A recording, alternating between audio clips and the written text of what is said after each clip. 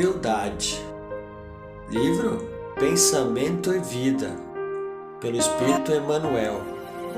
A humildade, no fundo, é reconhecimento de nossa pequenez diante do universo.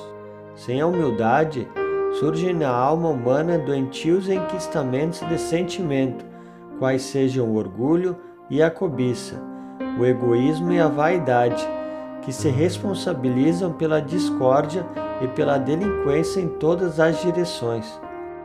Quem retrata em si os louros dessa virtude quase desconhecida, aceita sem constrangimento a obrigação de trabalhar e servir, a benefício de todos, assimilando deste modo a bênção do equilíbrio. A humildade não é servidão, é sobretudo independência, liberdade interior, que nasce das profundezas do espírito, apoiando-lhe a permanente renovação para o bem.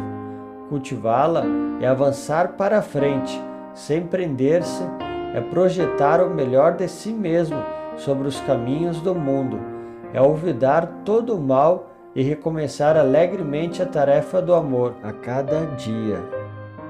Apóstolo Paulo: a humildade é ter um conceito equilibrado de si, reconhecendo que quem merece honra e glória não é você, mas Deus. Humildade é pensar nos outros antes de nós e não acharmos que somos melhores que os outros. Apóstolo Tiago: a humildade é uma das características do bom crente e um sinal de sabedoria. Evangelho de Jesus Cristo. Naquela hora, aproximaram-se de Jesus os discípulos perguntando: quem é porventura o maior no reino dos céus? Jesus chamou uma criança, colocou-a na frente deles e disse: eu afirmo a vocês que isto é verdade. Se vocês não mudarem de vida e não ficarem iguais às crianças, nunca entrarão no reino dos céus. A pessoa mais importante no reino do céu é aquela que se humilha e fica igual a esta criança. E aquele que, por ser meu seguidor, receber uma criança como esta, estará recebendo a mim. Em outra ocasião, trouxeram a Jesus algumas crianças para que lhe impusessem as mãos e orassem. Mas os discípulos os repreendiam. Jesus, porém, disse: deixai vir a mim as crianças, e não as impeçais, porque o reino dos céus é dos que são como elas. Evangelho segundo o Espiritismo.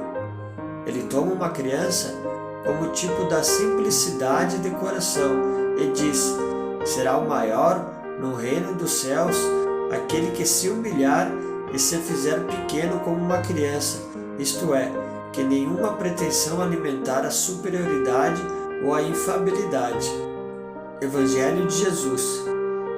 Bem-aventurados os que têm puro coração, porquanto verão a Deus. Evangelho segundo o Espiritismo. A pureza do coração é inseparável da simplicidade e da humildade. Exclui toda ideia de egoísmo e de orgulho. Por isso é que Jesus toma a infância como emblema dessa pureza, do mesmo modo que a tomou como da humildade. Só um espírito que houvesse chegado à perfeição nos poderia oferecer o tipo da verdadeira pureza. É exata a comparação, porém do ponto de vista da vida presente, porquanto a criancinha, não havendo podido ainda manifestar nenhuma tendência perversa, nos apresenta a imagem da inocência e da candura. Daí o não dizer Jesus, de modo absoluto, que o reino dos céus é para elas, mas para o que se lhes assemelham. Evangelho de Jesus Cristo. Os apóstolos já haviam um tempo que estavam discutindo entre eles sobre qual deles deveria ser considerado o mais importante. Então Jesus, vendo isso, os chamou e disse: como vocês sabem, os governadores dos povos pagãos têm autoridade sobre eles, e os poderosos mandam neles. Mas entre vocês não pode ser assim, pelo contrário. Quem quiser ser importante, que sirva aos outros. E quem quiser ser o primeiro, que seja o último, porque até o Filho do Homem não veio para ser servido, mas para servir e dar a sua vida para salvar muita gente. O mais importante deve ser como o menos importante, e o que manda deve ser como o que é mandado. Quem é o mais importante? É o que está sentado à mesa para comer ou o que está servindo? Claro que é o que está sentado à mesa, mas entre vocês eu sou como aquele que serve. Certa vez, Jesus, reparando como os convidados escolhiam os melhores lugares à mesa, então fez esta comparação. Quando alguém convidá-lo para uma festa de casamento, não sente no melhor lugar, porque pode ser que alguém mais importante tenha sido convidado. Então quem convidou você e o outro poderá dizer a você: dê este lugar para este aqui. Aí você ficará envergonhado e terá de sentar-se no último lugar. Pelo contrário, quando você for convidado, sente-se no último lugar. Assim quem o convidou vai dizer a você: meu amigo, venha sentar-se aqui num lugar melhor. E isso será uma grande honra para você diante de todos os convidados, porque quem se engrandece será humilhado, mas quem se humilha será engrandecido. Evangelho segundo o Espiritismo. Não procureis, pois, na terra os primeiros lugares, nem vos colocar acima dos outros, se não quiserdes ser obrigados a descer.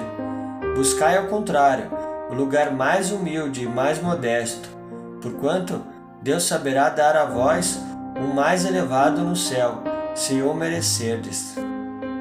Evangelho de Jesus Cristo. 2 homens foram ao templo para orar. Um era fariseu e o outro cobrador de impostos. O fariseu ficou de pé e orou sozinho assim: ó Deus, eu te agradeço porque não sou avarento, nem desonesto, nem imoral como as outras pessoas.